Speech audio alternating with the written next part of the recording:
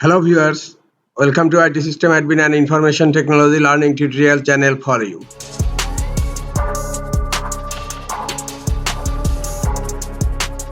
Today in this tutorial I am going to show you how to disable print logging on event log in Windows 11 computer. Sometimes it becomes very important for you, so don't forget to watch full video. To disable print log from event viewer, click on search.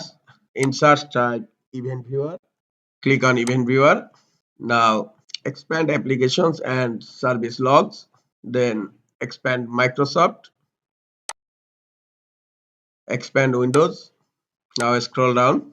You will find here print service. Click on print service and you will find here operational log.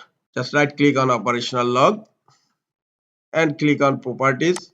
Here you will find an option enable logging, and now it's selected. That means print logging is enabled.